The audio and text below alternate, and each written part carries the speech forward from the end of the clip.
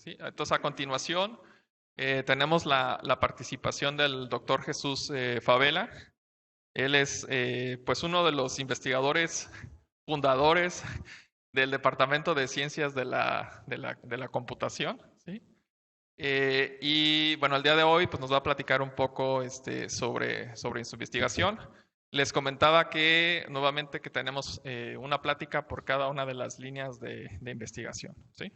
Entonces, pues sin más, los dejo con el doctor Jesús Favela, ¿sí? Eh, Muchas gracias, Ubaldo. Buenos días a todos. Voy a hablar un poco sobre el área de interacción humano-robot y algunas conexiones con otros temas que tratamos en esta área de sistemas interactivos y distribuidos. Para despertar un poquito, sobre todo para los que madrugaron desde Mexicali, vamos a empezar con un pequeño examen, una pregunta para despertar. Entonces, la pregunta es la siguiente. Un bat y una pelota les costaron $1.10. Sabemos que el bat cuesta $1 más que la pelota. Entonces la pregunta es, ¿cuánto cuesta la pelota? ¿Alguien tiene la respuesta o una respuesta? Allá. ¿5?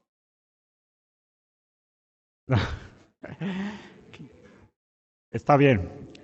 Seguramente muchos de ustedes o varios de ustedes pensaron en 10 centavos. Y 10 centavos es una respuesta incorrecta, muy bien. Playera para la joven de allá arriba.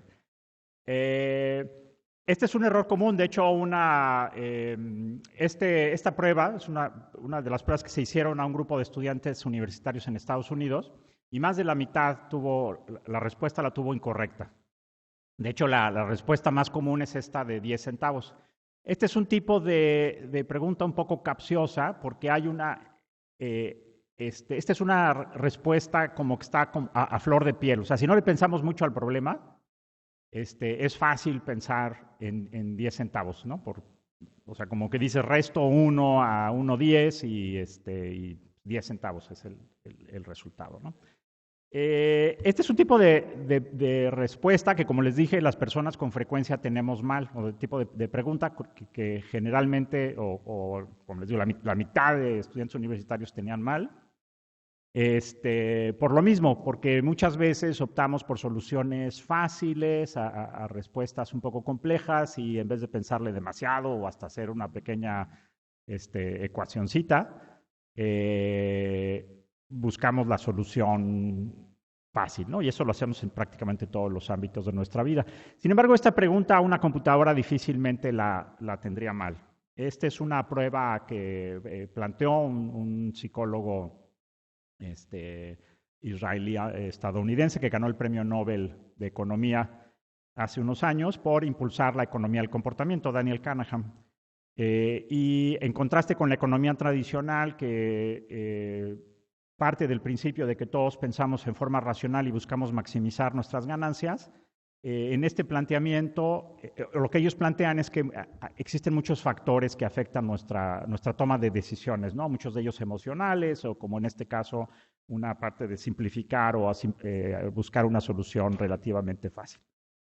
Bien, esta distinción entre cómo resolvería el problema una computadora y un ser humano pues, nos lleva a pensar en la famosa prueba de Turing, con la que seguramente todos o la mayoría de ustedes están familiarizados, que consiste o que es un planteamiento que hace Alan Turing a mediados del siglo pasado para determinar si las computadoras son inteligentes, ¿no? Y también conocido como el juego de la imitación plantea que una computadora va a imitar o actuar como una persona cuando escribe usando un teletipo en ese entonces, la persona un juez interroga a la computadora o a una persona y si no sabe discriminar o la mitad de las veces se equivoca, entonces podríamos decir que la computadora fue exitosa en imitar una computadora y eso él le llamaba una prueba de inteligencia. Entonces, en esa prueba tenemos a un ser humano que actúa como juez, interactuando ya sea con una computadora o con una o un ser humano tratando de determinar si el comportamiento es inteligente, ¿no? En este caso a través de conversación escrita. Y pues déjenme hablar de lo que llamaríamos una prueba alternativa de Turing, en donde ahora el juez es una computadora y lo que está analizando es el comportamiento de seres humanos para determinar, por ejemplo, si tienen alguna condición clínica o algún problema de comportamiento o alguna enfermedad, como podría ser el Alzheimer's.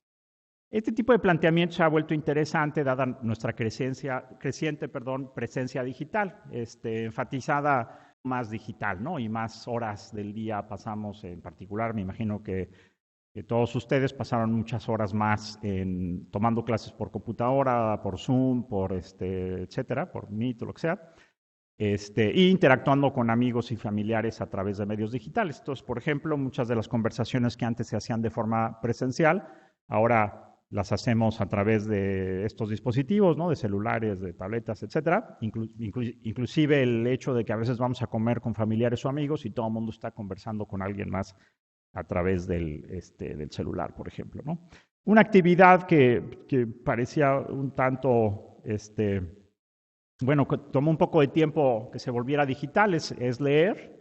Y de nuevo, cada vez más lo hacemos a través de dispositivos digitales. Y hace poco leía una nota de un periodista que se puso a investigar la información que recibía Amazon cuando interactuamos con la Kindle.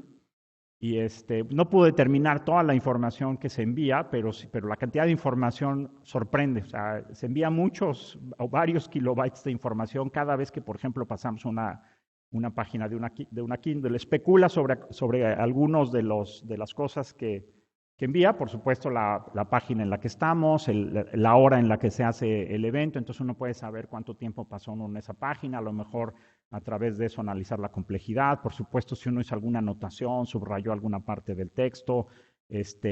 Algunos de estos dispositivos tienen acelerómetro, entonces pueden intuir si estamos leyendo acostados o sentados o parados, si se está moviendo mucho el dispositivo. En fin, hay muchas inferencias interesantes que se pueden hacer al respecto, ¿no? Y por ejemplo, retroalimentar a un autor para decirle, mira, como que a mitad de este capítulo o en esta hoja en particular, mucha gente se atora y el 17% de los que lo leen aquí se quedan y no siguen más el libro, por ejemplo, ¿no? O se ve que o se tardan más tiempo, etcétera, etcétera. Y otra actividad muy común, pues, es dormir. Pasamos en principio una tercera parte de nuestra vida durmiendo, poco más, poco menos. Y a través de este tipo de dispositivos, pues ahora es muy común obtener información sobre la cantidad de horas que dormimos, la regularidad con la que dormimos, por ejemplo, el hecho de que a lo mejor fines de semana dormimos un poco más o nos acostamos un poco más tarde, inclusive la calidad de sueño, ¿no? Todavía los algoritmos no son muy, muy buenos en este sentido, pero ya se empiezan a hacer estimaciones, y no dudaría que muchos de ustedes tengan algunos de estos dispositivos, relojes inteligentes que les den información sobre, por ejemplo, etapas de sueño profundo, etapa de sueño REM, etc.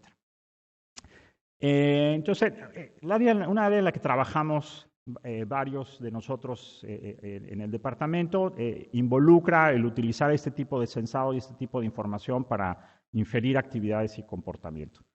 Esta área está en la intersección de tres campos. Por una parte es el cómputo móvil, el Internet de las cosas, el cómputo ubicuo, que es donde generamos esta información, por ejemplo, a través de los relojes inteligentes. Técnicas de análisis de información en las que va a ahondar mi colega Hussein en la siguiente charla.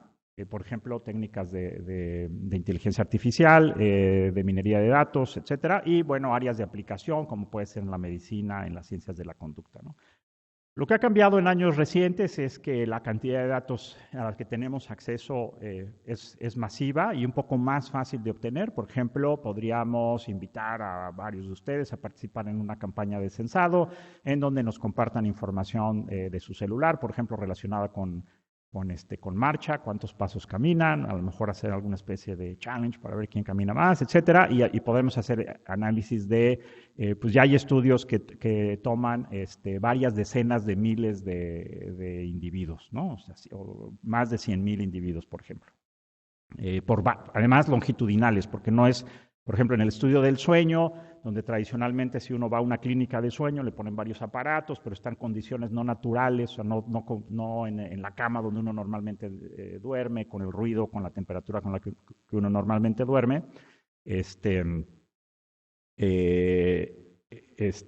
Digamos que ir a una clínica del sueño, pues a lo mejor lo haremos una vez en nuestra vida, si acaso, ¿no?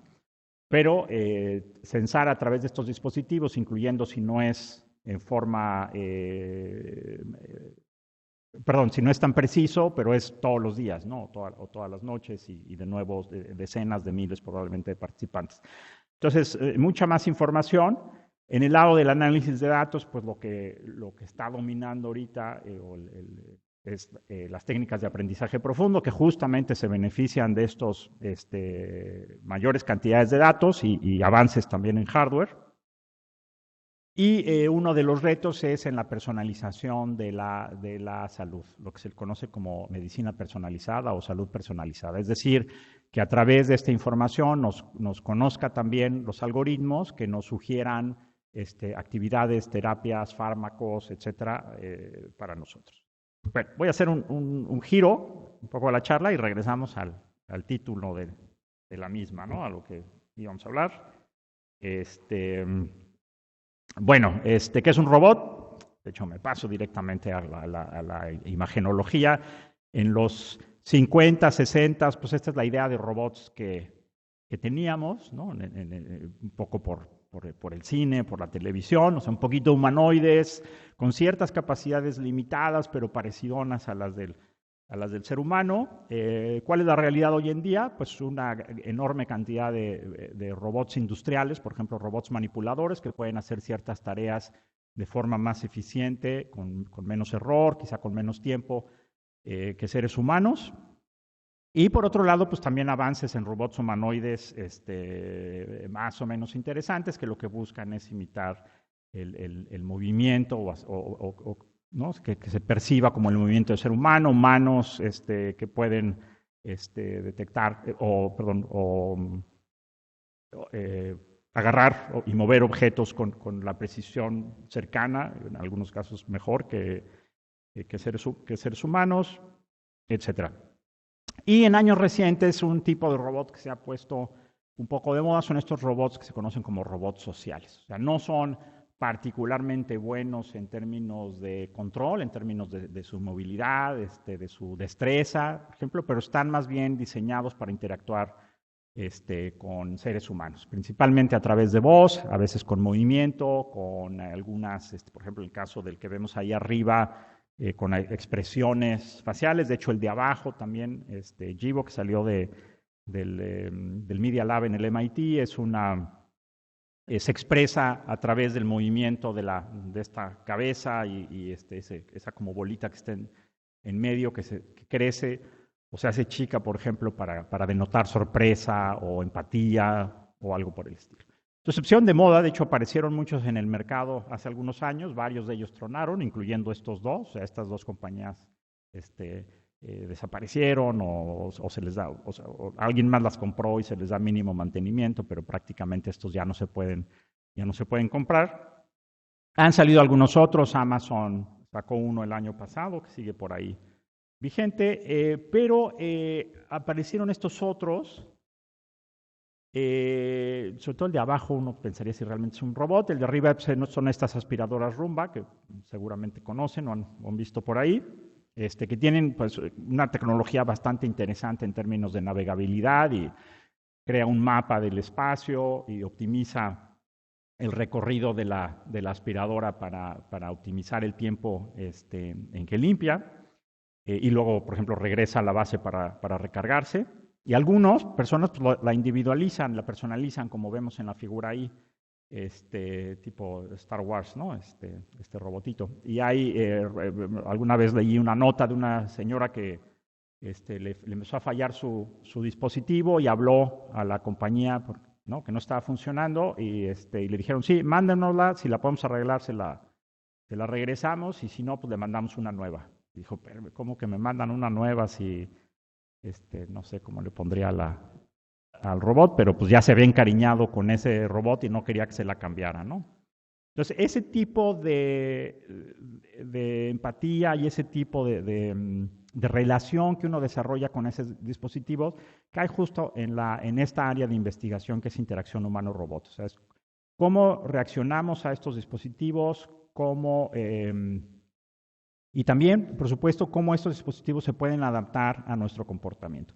Y por último, esta es la primera versión de la bocina inteligente Echo de Alexa, que pues ya están en muchas otras modalidades y por ahí con mucha, la tecnología, de hecho, que más penetración ha tenido en menos tiempo, gracias en buena medida a su bajo costo. Son dispositivos que ahora uno puede encontrar del orden de $25, por ejemplo, que tienen una capacidad, comparada con estos robots de la izquierda, con los otros robots sociales, prácticamente hacen el 80-90% de lo que hacen los otros. O sea, se comunican por medio de voz, tienen cierto tipo de expresividad a través de unos LEDs de colores. Lo que no tienen es movilidad, aunque ya hay algunas, por ejemplo, hay algunas que tienen pantalla, entonces pueden mostrar algunas cosas, y hay una en particular de Amazon que la pantalla es móvil, entonces realmente parece una especie de cabeza robótica. O sea, puede voltear a través de la cámara, puede ver que un individuo lo está mirando y voltea para mirar en esa dirección. Ya entrando un poco más en el trabajo que hemos hecho aquí, está centrado en la asistencia a personas con demencia y sus cuidadores utilizando robots de asistencia social. Hay algunos antecedentes, por ejemplo, el más conocido es este robot de la izquierda, que se conoce como se llama Paro, desarrollado en Japón. Hasta hace unos años costaba del orden de $10,000. Yo supongo que ya es más barato, pero es básicamente una foca de peluche que tiene muy pocas prestaciones. Uno lo puede acariciar y vibra un poco, ronronea, pero hace poco más, y ha sido evaluada en sesiones terapéuticas con personas con demencia con bastante éxito. Por tiempo no voy a mencionar los otros dos.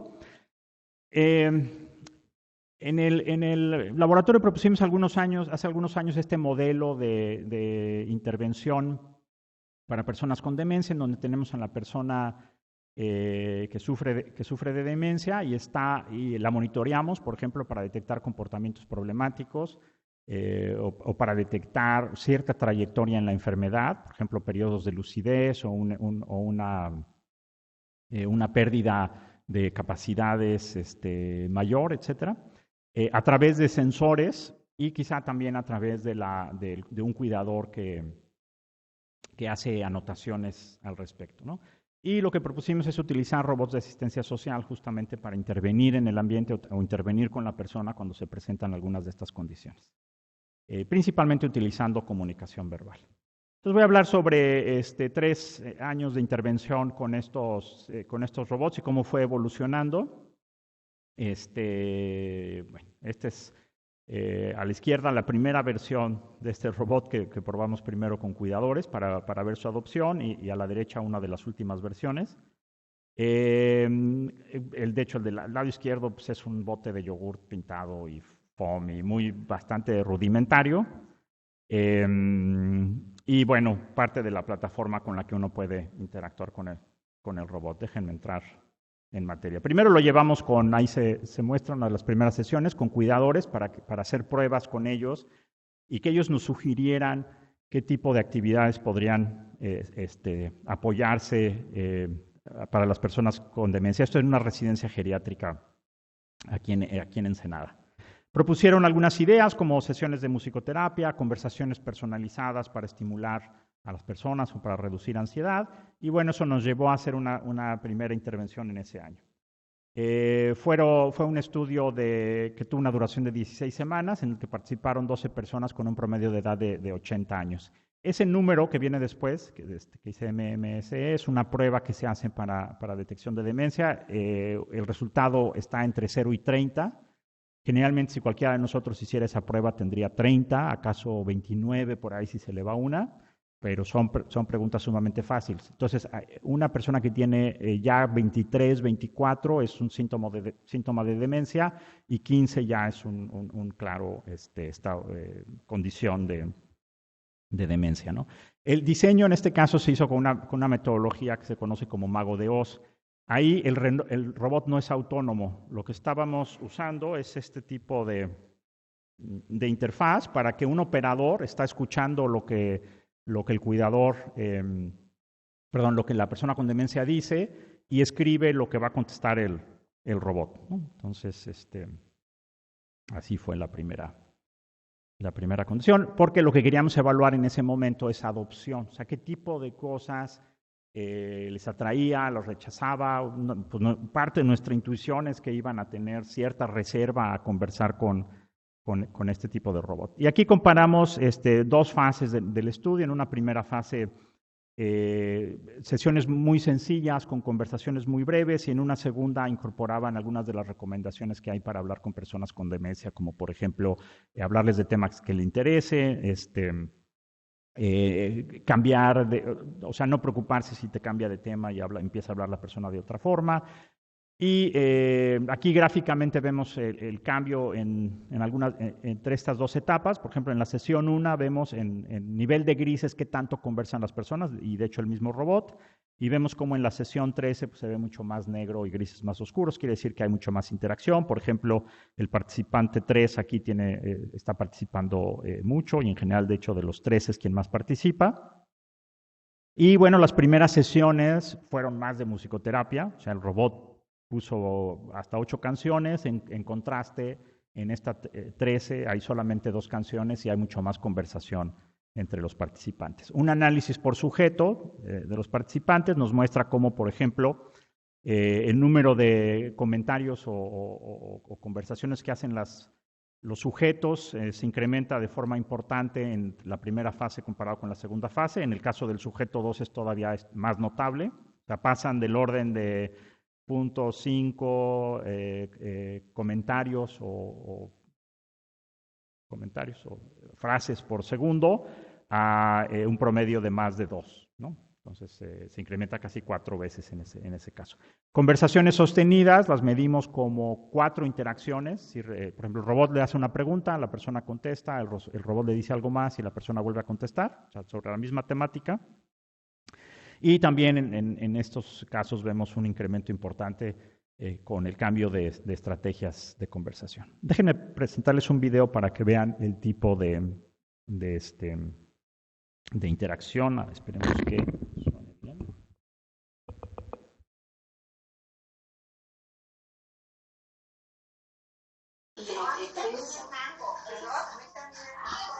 Perdón, ¿qué dijiste? No te oímos. Ya te crees. ¿Y tú? ¿Cuál es la fruta que te gusta? El mango. El mango. El mango. Puro mango. Mira, está rico. Mango. Bueno, Somos 3 mangos. ay, Dios mío. Ojalá que sí se llegue a realizar eso. Lástima que yo no puedo comer nada de eso. ¿Por qué? El mango es una fruta muy rica. ¿Por qué el mango no lo puedes comer? Sí se puede saber. Porque soy un robot.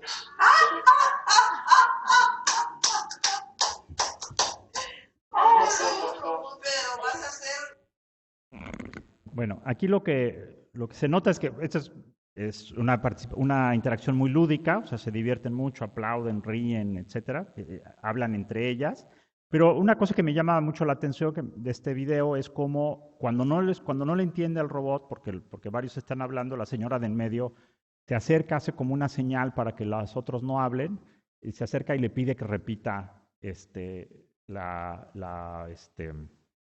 frase, ¿no? Entonces, como un esfuerzo que no haríamos generalmente con otras personas para entender en este caso al robot. Entonces, estos resultados nos llevó a una segunda fase de automatización, en donde lo que se buscó ahí ya es que el robot fuera completamente autónomo, con un menor rango de interacción y no con la espontaneidad, por ejemplo, del tipo de comentario que hace en este caso, que como les digo, en este caso fue con una persona escribiendo. Y bueno, aquí incorporamos pues, tecnologías de text-to-speech para síntesis de voz y de speech-to-text para que el robot entendiera lo que le dicen las personas, y además se hace un modelo personalizado por los sujetos donde tenemos información, por ejemplo, sobre sus preferencias sobre música, pero además también cómo, por ejemplo, conviene o es más oportuno que el robot le haga la pregunta. Por ejemplo, hay personas que por lo avanzado de la enfermedad, si uno le hace una pregunta al revés, personas que todavía no tienen que todavía tienen mucha capacidad cognitiva, y si uno le hace la pregunta de qué canción quieres escuchar, así abierta, responde con alguna respuesta adecuada. La mayoría de las personas a una pregunta tan abierta, pues no se les ocurre una canción o algo por el estilo, pero si les das dos opciones, por ejemplo, entre María Bonita y no sé cuál otra, La Llorona, ¿cuál quieres escuchar? Sí son capaces de escoger una o la otra, y hay personas que ya en una etapa muy avanzada ni siquiera eso. Entonces, en esos casos, el robot les va a proponer una canción que sabe de su base de datos, sabe que les va a gustar, ¿no? Entonces, esa es parte de la personalización. También hay personas que hablan mucho, o sea, les hace una pregunta, por ejemplo, sobre la ciudad en donde nacieron. El robot, si se sueltan y si pues, no los para uno, pues se pueden estar media hora ahí hablando de Veracruz o de Mazatlán o lo que sea. Entonces el robot tiene información sobre eso, sabe, por ejemplo, que otra persona va a contestar sí, no y poco más, y entonces tiene una expectativa de cuánto va a durar la respuesta, y en función de eso busca reaccionar. En el caso del primero, pues va a buscar una oportunidad para pararlo y cambiarle de tema o ahondar sobre el tema, etc. En este segundo año participaron 10 personas con 16 sesiones. Como vemos, las edades y la demencia es parecido, en sesiones parecidas, pero ahora el robot completamente autónomo. Y aquí comparamos las sesiones del primer año con las sesiones del segundo año. Vimos que de hecho las respuestas, el porcentaje de respuestas a preguntas directas se incrementaron. Y esto fue por un cambio de estrategia. Por ejemplo, el robot antes podría preguntar algo como, ¿y a ti qué comida te gusta, Alicia? Y cuando hacía esa pregunta, a veces a la mitad de la pregunta otra persona contestaba, ¿no? Cuando decía, ¿qué comida te gusta? Y pues un señor contestaba, antes de que escuchara que la pregunta iba dirigida a Alicia, ¿no? Entonces ahí el cambio de estrategia fue, la pregunta ahora es, Alicia, ¿a ti qué comida te gusta más o algo así, ¿no? Entonces, gracias a eso se incrementó estas respuestas a preguntas directas, y también ese sí nos sorprendió más, hubo un incremento en las expresiones de disfrute en las sesiones, que son cosas como aplaudir, reír, cantar, etc. Bueno, aquí están un poco más de detalles. Muy interesante para mí es estas rupturas de comunicación, cuando obviamente esperábamos, ¿no?, que a veces el robot no va a entender, o ellos no van a entender lo que dijo el robot, o por ejemplo, cuando varias personas hablan al mismo tiempo, pues el robot no entiende gran cosa. Y nos sorprendió que realmente hubo relativamente pocas, del promedio de 1 cada 4 o 5 minutos, en ambos casos, y en ambas grupos de 6 sesiones en un año y en el otro. Cuando hablo de 6 sesiones, hay que multiplicarlas por 2, porque son 6 días en que hay 2 sesiones por día. Entonces, solo hubo 3 rupturas que no se resolvieron. Por ejemplo, esa que vimos ahí, cuando no entienden lo que dice el robot, pero la señora se acerca y le dice, repítemelo. Ahí no hay hay una ruptura momentánea, pero se resuelve, en este caso con la intervención del individuo. Y bueno, como era de esperarse, pues las rupturas más comunes son por error en el reconocimiento de voz, notablemente cuando más de una persona habla, o cuando se interrumpen mutuamente, que es el caso que vimos hace un momento. Para terminar, pues algo interesante en este tipo de estudios es finalmente cuál es el impacto en el bienestar o en la salud de los individuos que participan en este tipo de estudios, ¿no? Entonces, para eso hicimos un último estudio en el que participaron 10 personas, 14 sesiones, y aquí lo que hicimos es un tipo de terapia que se conoce como terapia de estimulación cognitiva, pero guiada completamente por el robot. Y este tipo de terapia pues es parecida a lo que ya estábamos haciendo con el robot, que es ponerles un poco de música, conversar, etc. Utilizamos 3 técnicas para medir el impacto. Una son unas encuestas que miden los comportamientos problemáticos de las personas con demencia.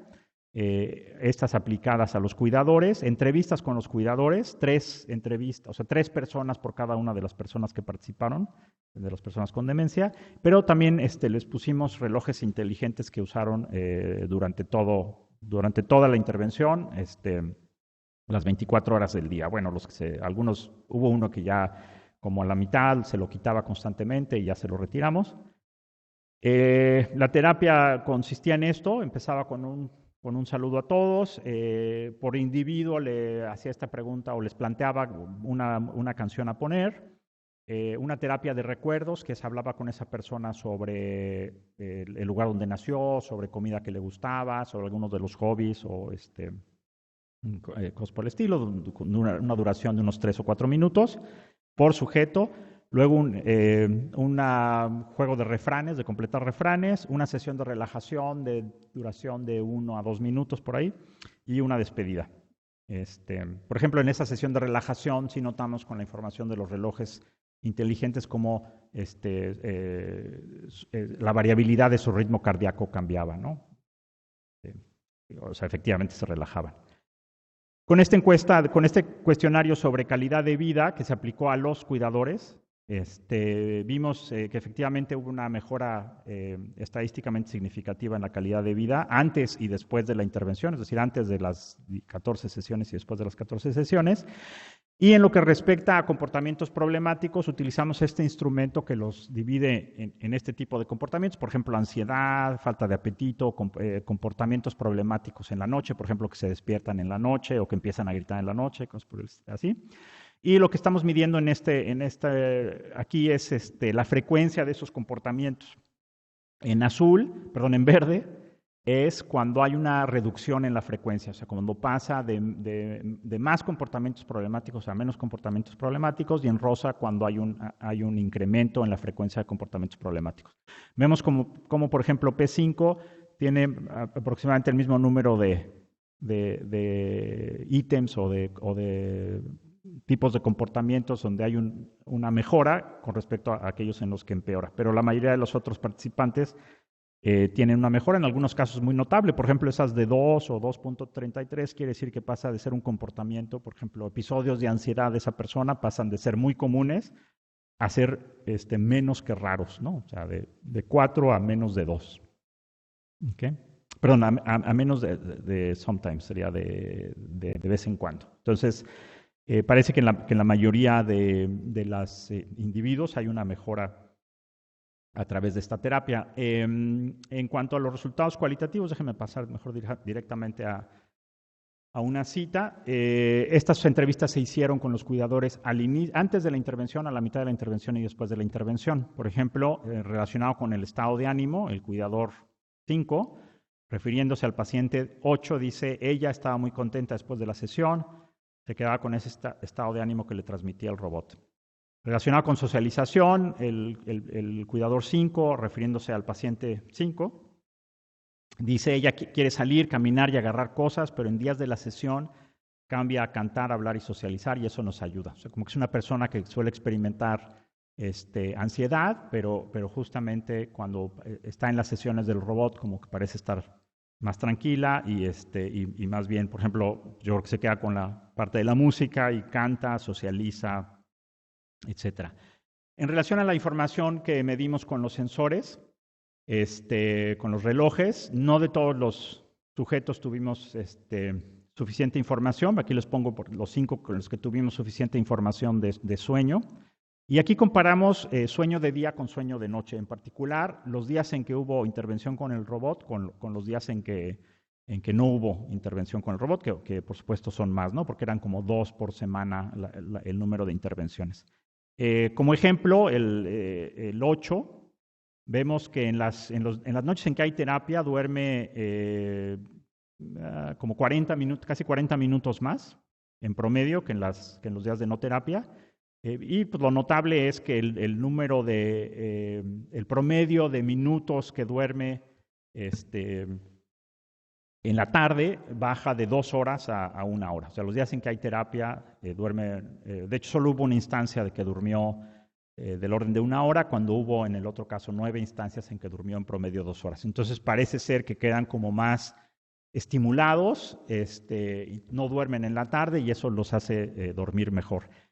Una cita de uno de los participantes cualitativo parece confirmar esto. Dice: noté que en días de sesión con el robot, el participante 8 no iba a su cuarto a tomar una siesta en las tardes, estaba más activo. Es una persona que aparentemente dormía mucho en las tardes, pero esos días, parecido a lo de la otra persona que se vio hace un momento, estaba más activo. ¿Cómo andamos? Porque ya no supe bien a qué hora empezamos. ¿Unos 5 minutos? ¿Todavía? Ok. Bueno, un estudio posterior que hicimos era para utilizar en este caso la cámara del robot. Tiene una cámara de rango, es decir, que permite también medir la profundidad de los puntos de la imagen. Se alcanza a ver, está como en la frente del robot. Esta ya es la última versión del robot. Para predecir eventos disruptivos alimenticios, es decir, cuando la persona, por ejemplo, se para a la mitad de la comida o no está comiendo. Entonces aquí, por ejemplo, este es el tipo de metodología que se siguió, donde involucra entrevistas con cuidadores para entender el fenómeno, diseños preliminares. Por ejemplo, se hicieron estos, como estábamos en plena pandemia, hicimos estos videos para mostrar escenarios de esta interacción, y eso se los pasamos a cuidadores para que nos dijeran, sí, esto sí puede suceder, o no, eso no, o no funcionaría, o eso en realidad no sucede. Entonces, para tener retroalimentación para el diseño, sobre todo de cómo va a reaccionar el robot cuando, por ejemplo, detecta que la persona deja de comer o se para a la mitad de la sesión. Entonces, utilizando técnicas de aprendizaje de máquina para detectar, por ejemplo, cuando la persona se para o cuando la persona come o deja de comer, obtuvimos estas precisiones. Esto es por marco del evento. Entonces, si bien pues no son del 100%, lo que uno tiene es, por ejemplo, en un instante, cuando tomas una imagen, a lo mejor no detectaste que la persona se paró, pero muy probablemente un segundo después o medio segundo después, cuando analizas la siguiente imagen, lo vas a detectar. Y ya en términos de la percepción que tuvieron, en este caso, los cuidadores sobre la eficacia del robot para estas tareas, lo medimos usando un instrumento que nos ayuda a medir cómo encuentran como interlocutor al robot, ¿no? Cómo, por ejemplo, lo perciben como algo que se disfruta, con capacidad social, útil, fácil de usar, y finalmente sobre la intención de uso que ellos tendrían. Esta plataforma la hemos puesto en este sitio. Es una plataforma abierta. Están los diseños para imprimir, ya esta es la última versión del robot, es para imprimirlos en 3D y los componentes, incluso para hacer varias versiones. Por ejemplo, una de esas es un robot móvil. También hay una versión del robot más compacto que no tiene los motores para mover el cuello, y que nuestro objetivo al menos era que estuviera del orden de $100, $120 todos los componentes. Y ya hay un par de universidades, una en Brasil y una en España, que han replicado este robot y lo están usando para otros propósitos, incluyendo contribuciones al desarrollo mismo. Muy brevemente, a partir de este estudio surgió, cuando empezamos a tener los registros de voz de las intervenciones, pues nos surgió la inquietud de si podríamos analizar el audio para ver la trayectoria de la enfermedad o para incluso hacer diagnóstico. Y esto llevó a otro proyecto en que ya, en este caso ya no de hecho hicimos un primer análisis con los audios del robot, pero había mucho ruido, a veces 2 personas hablando al mismo tiempo, etcétera, la distancia al micrófono muy variable, en fin. Hicimos, ahorita con colaboración con una geriatra, hemos estado recabando datos de adultos mayores que asisten a una clínica geriátrica. Nos da además la geriatra si padece o no padece de demencia, y le hace algunas actividades ayudadas de una aplicación en una tablet, que son pruebas parecidas a las que se hacen en geriatría. Por ejemplo, una muy típica es: dime todas las frutas que conozcas o dime todos los animales que conoces. Y la prueba simple es simplemente cuentas el número de respuestas correctas, y si no mal recuerdo, si está abajo de 12 hay sospecha de demencia y arriba de 12 no. Pero nosotros lo que estamos analizando es el registro de voz, haciendo un análisis auditivo. Esta es la metodología que se siguió para recolectarlos. Bueno, primero se hace un preprocesamiento, análisis de rasgos de voz. Básicamente se utilizan algunas herramientas para sacar varios miles de rasgos o registros, atributos. Unas técnicas para seleccionar los atributos que tienen más impacto y varios modelos de aprendizaje de máquina, dado el número de datos, aprendizaje de máquina clásicos, no profundos, para la detección.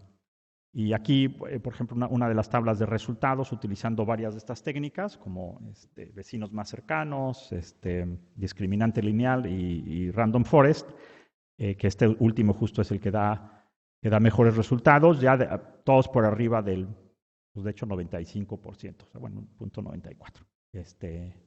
Con un dataset todavía limitado, son 32 sujetos, pero seguimos recolectando datos, ahorita ya vamos por los 60. Entonces, este es como un spin-off un poco del otro estudio. Para terminar, bueno, es bastante claro que los participantes disfrutaron de las sesiones con el robot.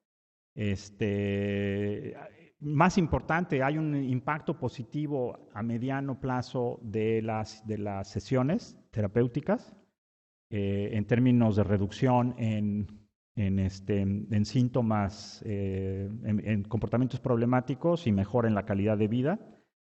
Y el aspecto de personalización, que era uno de los que en particular nos interesaba, pues resultó particularmente útil para engancharlos en interactuar con el sujeto. Con esto termino y espero que haya un poco de tiempo para preguntas. Muchas gracias.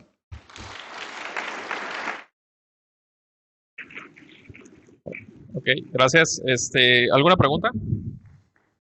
En la parte donde que permiten que el robot platique con los pacientes, mi duda es, ¿los modelos que utilizan son generados aquí mismo o utilizan modelos de lenguaje como los que publican? No sé, yo conozco que las compañías Google, Amazon tienen sus propios modelos, no sé si utilizan de alguna manera alguno de esos o los generan aquí mismo.